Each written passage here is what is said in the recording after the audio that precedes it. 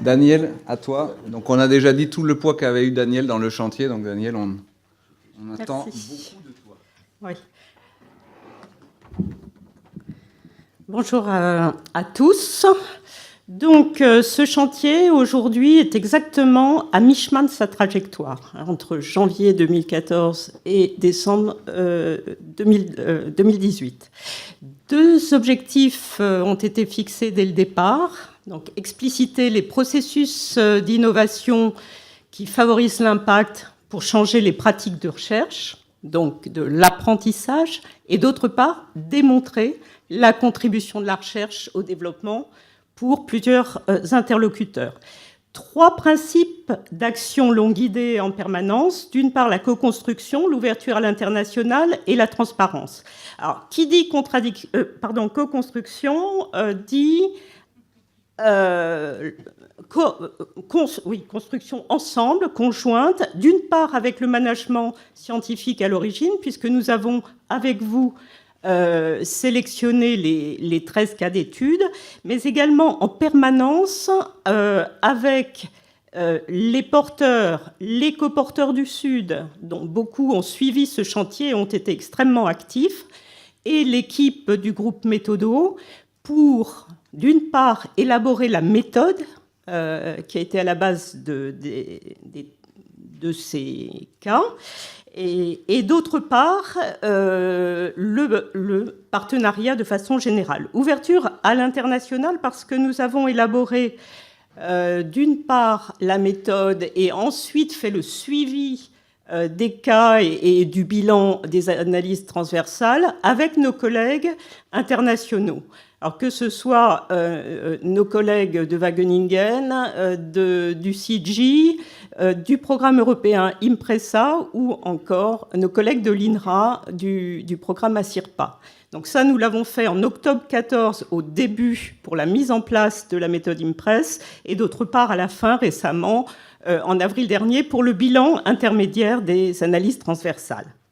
Transparence parce que nous sommes venus à plusieurs moments devant vous au cours de plusieurs conférences culture de l'impact, vous dire où en était le chantier. Et c'est aujourd'hui la 4e occasion de faire un bilan avec vous. Alors, IMPRES, c'est d'abord, disons, avant d'être un chantier, c'est une méthode. Et pourquoi nous avons eu besoin d'une méthode spécifique? Alors, d'une part, parce que le contexte agronomique des pays du Sud nous a semblé et nous semble particulier. La finalisation, développement aussi, n'est pas ni banale ni si facile à aborder. Et d'autre part, donc, le choix de notre premier objectif, donc l'objectif d'apprentissage, nous a guidés donc, vers une méthode compréhensive par étude de cas, auquel nous avons ajouté donc, l'analyse de la contribution de la recherche dans le chemin d'impact, j'y reviendrai, et enfin une démarche participative de l'évaluation. Les 13 cas que nous avons sélectionnés suite au premier processus co-construit que j'ai évoqué, sont ici localisés sur cette carte. 9 sont ex post et 4 itinéraires. En tout cas, ils ont été choisis pour représenter une diversité des activités du CIRAD, à la fois sur le plan des thématiques, du type d'innovation, des postures de recherche, des acteurs également associés, et de la durée et de la localisation.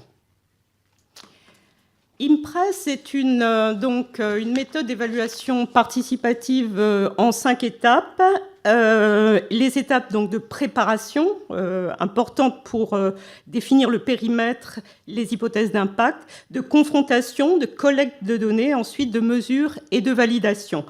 Je crois qu'il faut mettre l'accent sur 2 phases majeures, les phases de confrontation et de validation, qui mettent en œuvre une démarche participative avec les acteurs majeurs de l'innovation, qui, en amont, font prévaloir leur vision des impacts par des descripteurs, et en aval donnent leur point de vue sur les travaux réalisés et permettent cette validation par les acteurs. La méthode utilise essentiellement 3 outils d'analyse: le récit d'innovation, le chemin de l'impact et la mesure des impacts. Au-delà de ces 3 outils, il y a une analyse croisée, plusieurs analyses d'ailleurs, croisées des cas pour mieux comprendre les mécanismes d'élaboration de l'impact et pour tirer également des enseignements pour la culture de l'impact. Premier outil d'analyse, donc le récit d'innovation. Le récit d'innovation, il intègre les récits pluriels des acteurs. Ce narratif est très riche, mais nous pouvons le synthétiser en 2 graphiques que vous avez là. D'une part, le chronogramme qui établit une chronologie du cas et présente en particulier les éléments de contexte, les facteurs favorables ou défavorables tout au long de l'innovation. Et d'autre part, donc, deuxième graphique très important, la carte des acteurs qui, elle, présente les différents types d'acteurs de l'innovation, les acteurs majeurs, ceux qui ont influencé les processus ou qui ont été impactés par l'innovation. La recherche, dans ce cadre, est un acteur parmi d'autres. Deuxième outil d'analyse, le chemin d'impact pour tracer les causalités. Donc, c'est un cadre logique, en quelque sorte, qui décompose le cheminement et la transformation d'une activité de recherche en innovation jusqu'à ses effets de long terme sur la société.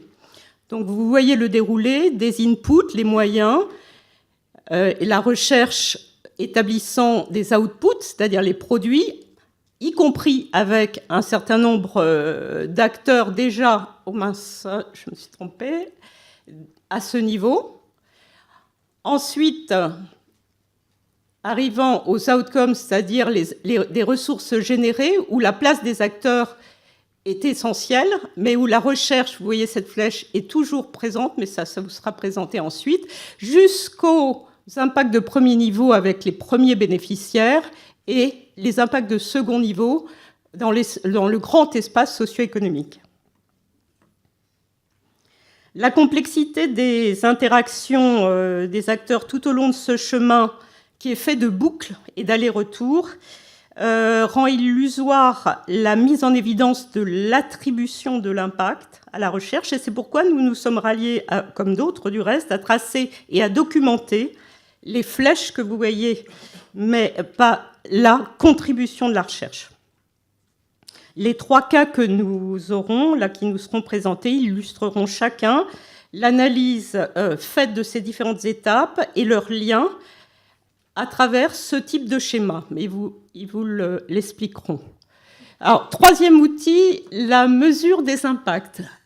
La mesure, donc, en fin de schéma qui vous a été présenté ici, nous avons les impacts, et à chaque impact, qui sont nommés ici pour le cas du riz pluvial, correspondent des indicateurs, et aux indicateurs correspondent des mesures, qui ont été répertoriées après un nombre très important d'enquêtes. Alors, où en sommes-nous aujourd'hui, à l'issue de ce travail collectif? Nous avons donc 13 études de cas finalisées. Vous pourrez tous les consulter sur la plateforme Impress Publique ouverte à tous IRAD dès demain. Pour les études de cas, certaines communications ont été réalisées. Je pense au cas de CETC ou bientôt le cas Vert Blanc, qui font des communications en conférence, des articles en préparation, PlanteNet. Les analyses croisées des cas, quant à elles, sont à un niveau intermédiaire. Guy vous les présentera juste après, notamment sur Outcome, sur le renforcement des capacités, sur les politiques publiques, sur les rôles de la recherche, qui ont été donc récemment discutés en avril dernier à l'école chercheur que nous avons organisée. Ils seront finalisés à l'automne.